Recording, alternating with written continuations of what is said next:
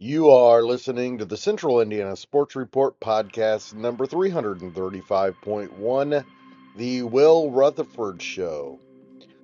On this week's Will Retherford Show, Will and I preview NFL training camps, talk about the controversial All-Star Game ending, and talk a little second half of the season and MVP race, and a little bit of fever and Caitlin Clark.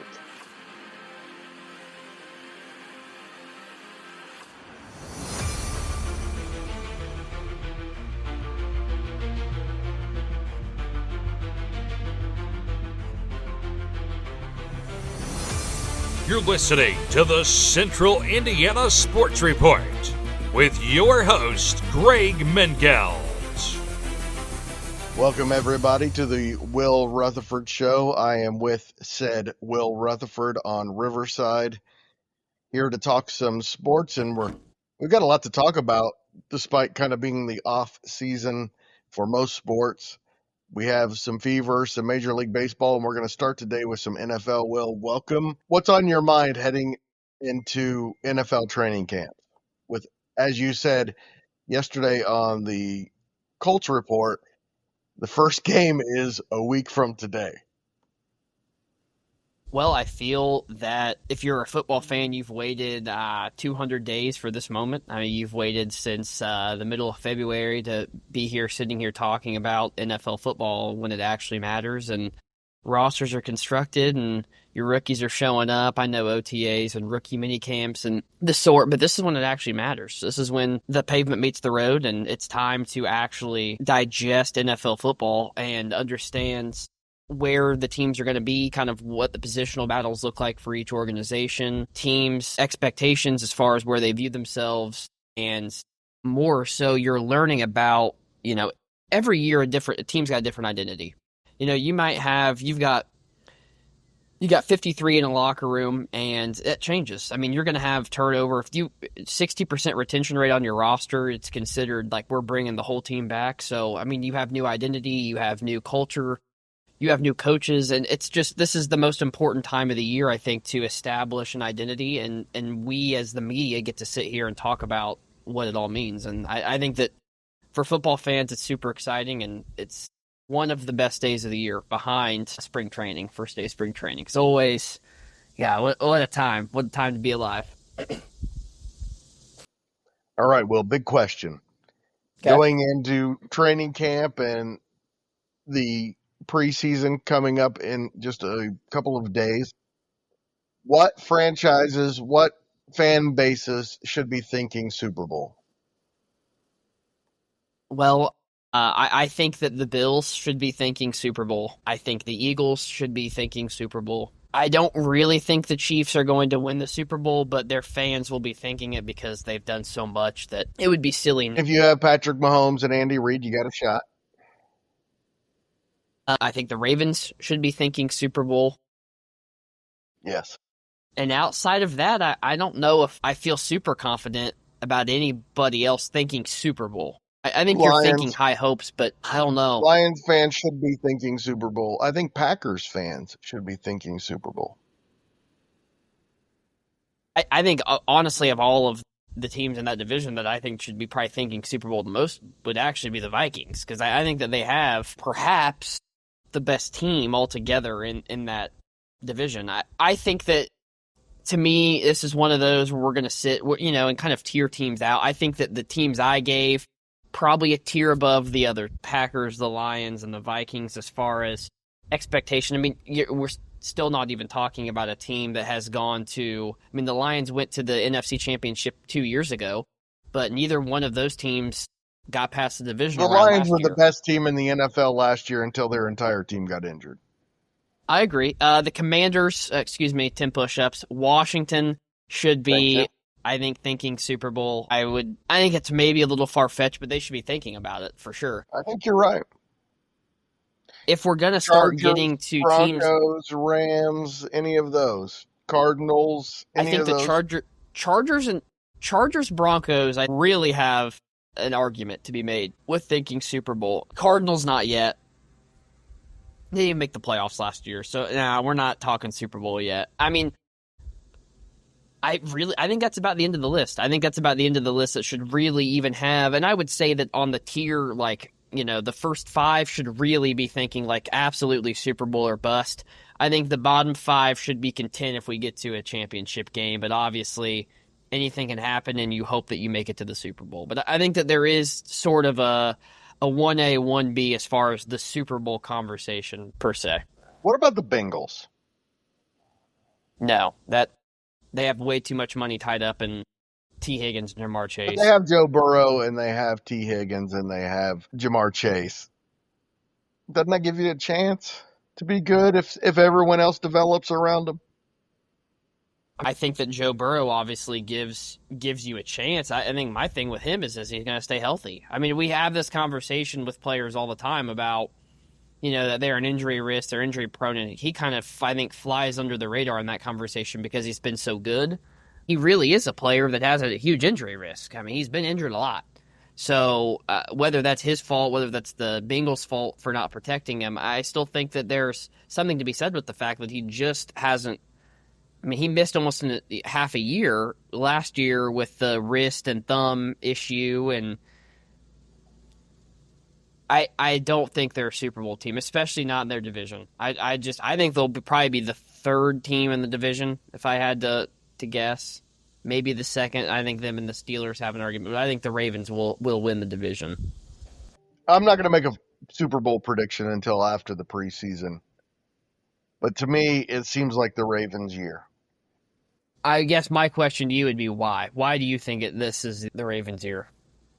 They're loaded. They had a lot of good young players that were contributing last year.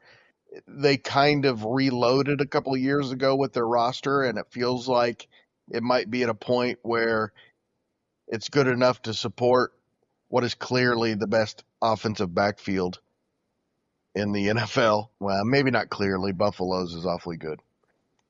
It's either Buffalo or Baltimore.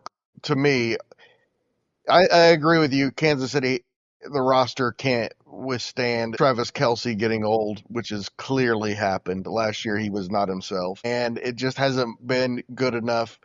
As I said earlier, you got Patrick Mahomes, you've got Andy Reid, you got a shot, but I think Baltimore and Buffalo, as long as those two guys stay healthy, are the clear favorites in the AFC. Yeah, I agree with that. I think that the Chiefs are there by purely, it would be ignorant not to mention them, but I definitely question their ability to continue to be the dynasty that they were. I mean, really, Buffalo was the better team last year. I mean, the best team did not represent the AFC in the Super Bowl last year because Buffalo was the best team. And that's happened a few times during this Chiefs run. It has, and I mean, that's obviously something that the Chiefs find a way to win games, but they were not the best team in the conference last year. No, they were not. They were probably the 3rd best team in the conference, and they found a way to do it again. And in the NFC, Will, I just have a feeling it's all coming together for Green Bay. They were a team I was high on last year, for sure. And I kept telling you they were a 2026 team. I think that I have less answers about Jordan Love than I feel like I had last year. I don't know. Last year was rocky for him, kind of up and down. Games he looked all-world, games he looked like he wouldn't start your high school team. Understandable for a young quarterback. I think it's the third one of year those is where often the year where they figure it out, Will.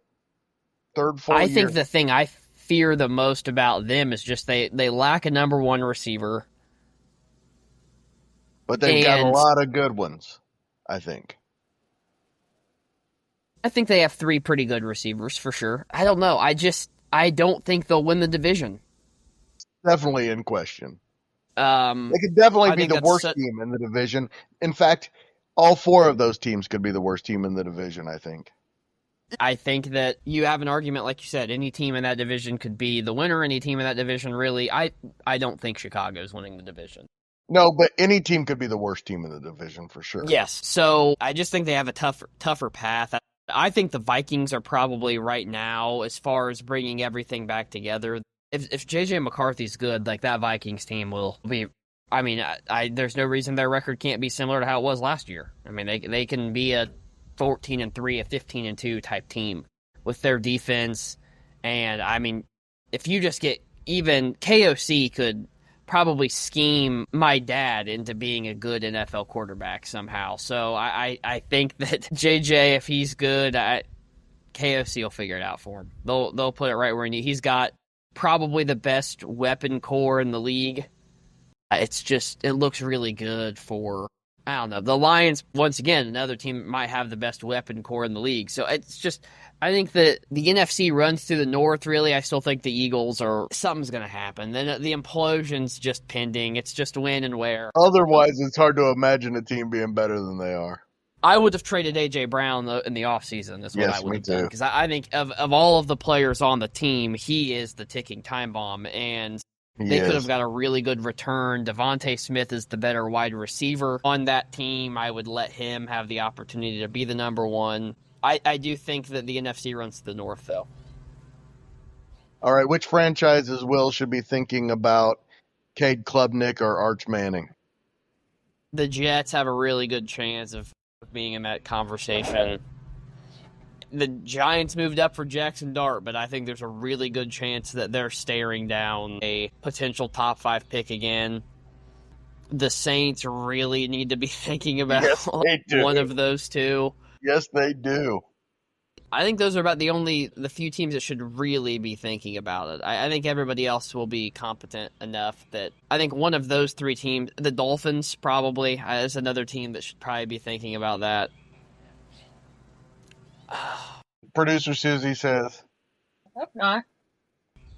There's a very good chance that they are one of the worst Hope's teams. a silly thing to have when it comes to the Dolphins. So I don't know about that. I think they're going to be an average team.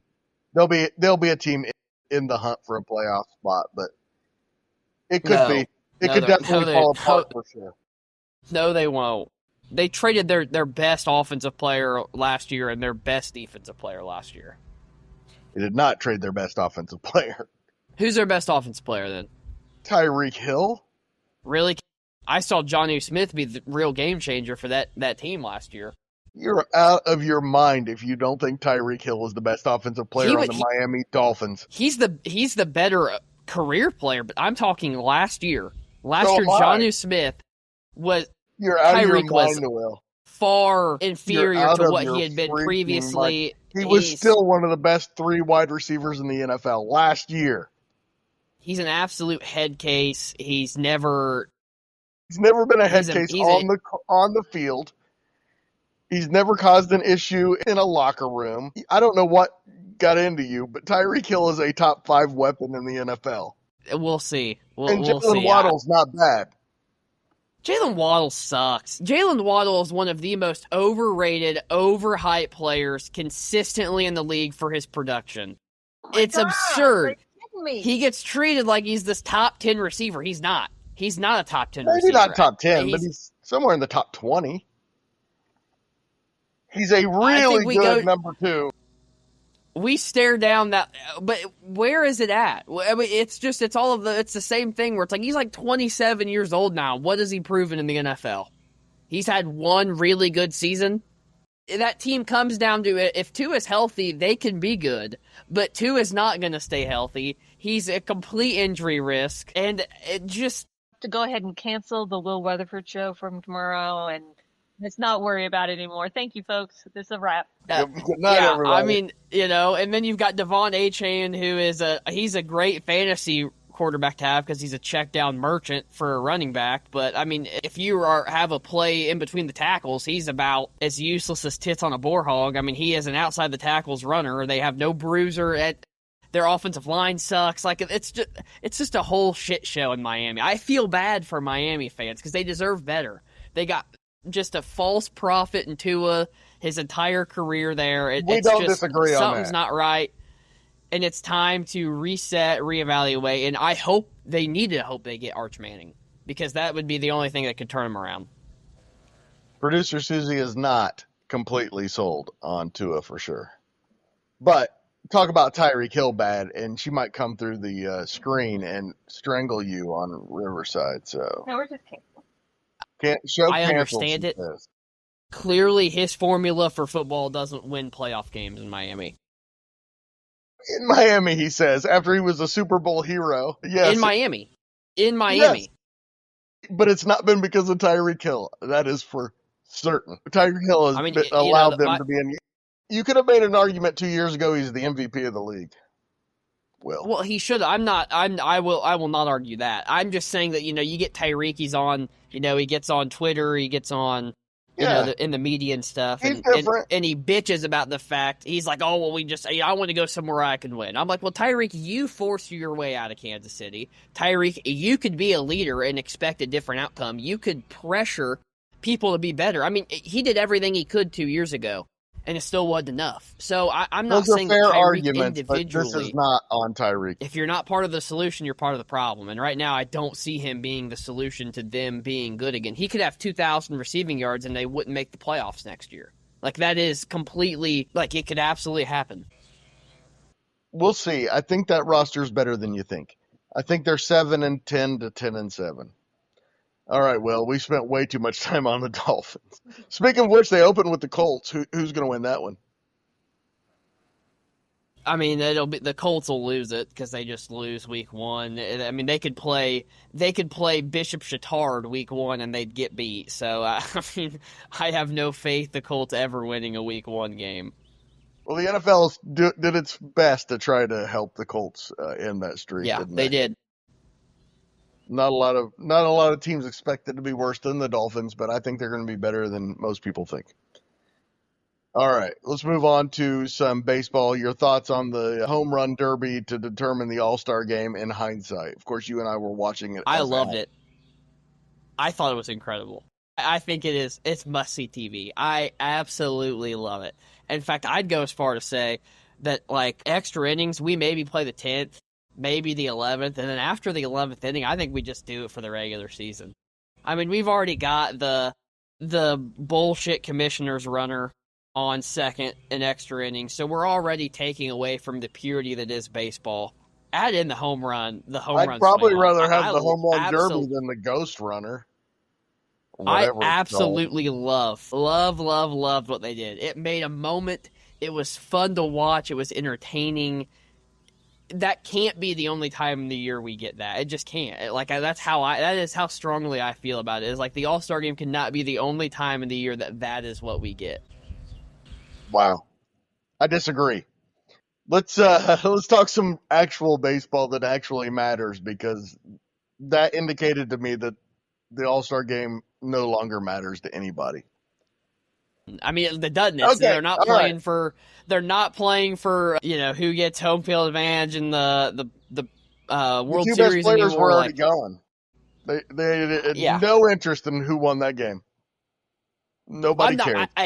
I just thought the moment was fun. I thought it was exciting. I would like to see it more. I thought the moment was fun. I don't. Fair enough. I don't care about the who wasn't there, who was there. The moment was fun. Fair enough. You've been saying all year the Brewers are inevitable. It sure looks that way. Yeah, I need to take a victory lap. I mean, I've been maybe the only person in sports media beating on this drum the entire year. I mean, and it's not just the winning streak either. They swept the Dodgers twice. They're good. They're just flat out a good baseball team. You watch them play. They have timely hitting. They have great defense. They're good base running. They take an extra base. They have a good bullpen. They have good start. They're just good all the way around.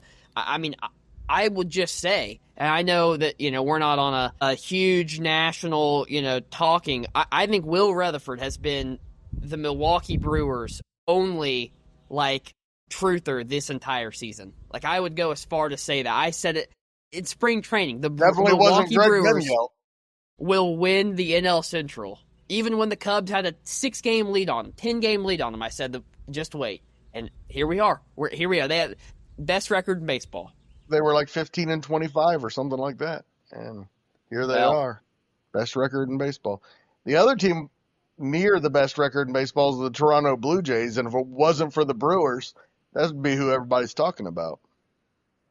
I said in I think late May, I said the Yankees are going to have a 10-game lead by the All-Star break. Yes, and then you the did. Yankees just completely, just awful. They've played horrible Well, in they've been June. better They've lately. played horrible. They'd been better lately until the All-Star break.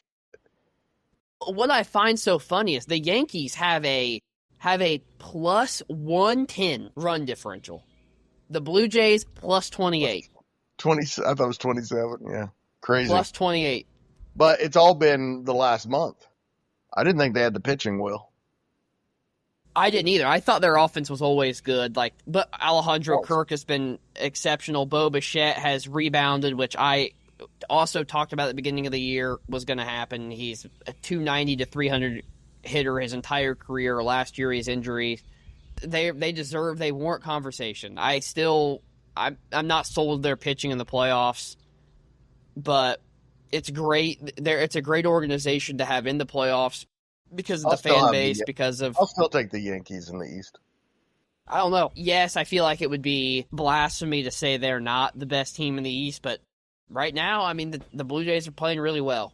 So, I mean, the Yankees might be a wild card team. I didn't even think it'd be a conversation, and now it is. It is. On the MLB report, there was a debate on who's the AL MVP. Who you got? Let me guess. Paul said it's Aaron Judge, and Cody made an argument for Cal Raleigh. Correct. Of course, it's those two. Jose Ramirez is 75 to 1. He has the third best odds. I mean, I guess the conversation needs to be, the debate needs to be, are we talking the best or are we talking the most valuable? To me, the most valuable player in the American League is Tarek Skubal or Jose Ramirez. The two best seasons that we're talking about are Judge and Raleigh. What I'm going to say and why it should be Aaron Judge without question. Raleigh and Judge are almost identical in RBI and home run numbers. And Aaron Judge is hitting 80 points better than Cal Raleigh. What Cal Raleigh's doing is awesome for a catcher. And in a lot of years, he is the MVP frontrunner. But Aaron Judge is the best hitter on the planet. He's on another level. He's hitting with all the power. He's driving in the runs. He's on base more. And he's doing it with an 80-point higher batting average. Any conversation outside of that argument, that should be the end of discussion. Like, there should not even be a discussion after those points are stated, and anything beyond that is just, now we're just hero watching, and we feel a connection to Cal Raleigh, and we're willing him to win it. But it's Aaron Judge. Well, Raleigh is a better defensive player. There's no doubt about that. How much better defensively, and does that change the equation at all? Judge is a plus defender. I just feel at what point, I don't give a shit about how good defensively a player is for the MVP. It should matter, but nobody gives a shit.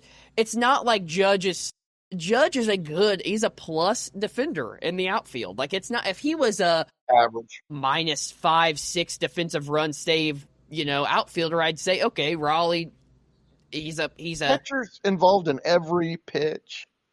He's calling pitches. Aaron Judge isn't a catcher. Advocate. I think it's Aaron Judge. I mean, Aaron Judge isn't a catcher, so it's impossible to say, well, Cal Raleigh would be a better catcher than Aaron Judge is. Well, shit, I don't know. That's not what I'm saying. I'm saying catcher matters in the defensive scheme way more than an outfielder does. And when you're talking about most valuable, that has to be taken into the equation. I still like Aaron Judge. I'm just saying. I can see your point. With that being said, Judge is a good defender. He's good everywhere. It's like if Aaron Judge wanted to steal 20 bases this year, Aaron Judge could steal 20 bases. I mean, he's the better baseball player. He's more valuable.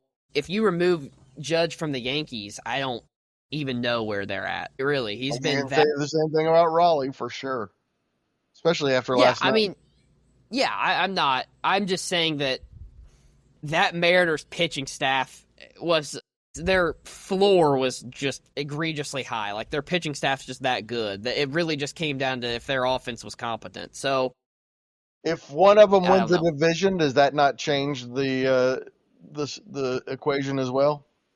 Maybe in the eyes of others. To me, it doesn't really move the needle. If the Mariners win the division, then the Yankees are the number one wild card team with the second best record in the American League or third best record in the American League. I don't really think it matters. Aaron Judge is the MVP. I just there's a million ways we could talk about this, but every way we discuss it, it comes back to Judge, and anything beyond that is we want it to happen, not that it will happen. So, Will, the WNBA second half, I guess you can say, got underway on Tuesday night with a Fever loss, again without Caitlin Clark. How are you feeling about her sitting out? Are you fine with it, even if it costs them a playoff spot? No, if it costs them a playoff spot, no. I'm not okay with it. It doesn't matter what seed they are, I think, in the playoffs. Obviously, they are tougher matchups, but if Caitlin's playing in a series, I think with this Fever iteration of the Fever, I think they can beat anybody in the league. They've proven that. I mean, they can hang and play with anyone, but it cannot come at the cost of a playoff spot to me. I would say the same thing for any team that I'm a fan of, or just any team in general. Like if it's like one of those where are you sacrificing the Pacers having no chance of winning Game 7 than put a maybe injured Tyrese Halliburton on the floor? Like you're putting Tyrese on the floor 100 out of 100 times, and if Caitlin she's got to play. Like, is it unfortunate? Sure, but she's going to have a long offseason to heal. It sounds tough. I know as an athlete it's not fair, her pain tolerance, and to push her into that direction. But the fact of the matter is this team needs her to win right now. And that groin will heal in 2 months once the season's over. She's a professional athlete first, and it's not like this injury is one that like we're going to sit and talk about 2 years from now and be like, well, this is what started all of the issues. Like, it's a groin injury. She probably wasn't completely healthy coming back the first time. She's probably not going to be completely healthy with it until the season's over, until she actually gets time to get off her feet and just completely rest. So I would be pushing in any way possible to get her back on the floor. I think that's what the team needs. That's what she needs. By the way, the Fever are a half game ahead of Washington, which is in the final playoff spot, and a 1 game ahead of Golden State, which is an expansion team, a half game out of the playoffs. So I think they're probably even better than those teams without Caitlin, because they've been playing pretty well, and they played well on Tuesday night despite the loss. New York's just the best team in the league, I think. Yeah, they're really good. I mean, they're just really good. Like, there's no. And they had a lead in the third two quarter. Things can be. And I think that if you can limp into the playoffs without Caitlin, but I think the second that you're a game out of a playoff spot, like, Caitlin's got to come back. This team cannot, with all the hype, cannot miss the playoffs this year with her being out. They've got to be in the playoffs. Otherwise, you're just setting yourself up for just constant battering the entire offseason about your handling of it and the fact that you were so hyped and then you failed to deliver on that promise. What I'll say is the supporting cast needs to play better in her absence. Playing well, but they've got to take it up to another notch. When you miss the best player, the second best player in the league, when she's gone, you've got to fill that void. Thanks so much to Will for joining the Central Indiana Sports Report once again, and for filling in as our Colts guy this week. We will find a regular time and format for Will, whether it's still called the Will Retherford Show or something else. We'll find something. We're both creative. Trying to talk him into doing a little something pretty much every day. We'll see. He's got a lot going on, but love to hear from him every day. At least every weekday. Thanks so much to you for listening. Please do us a huge favor and share this podcast with the sports fans in your life to help spread the word about the Central Indiana Sports Report. Let everybody know that we're out here talking Central Indiana sports every single day. And we would be incredibly appreciative if you would do so.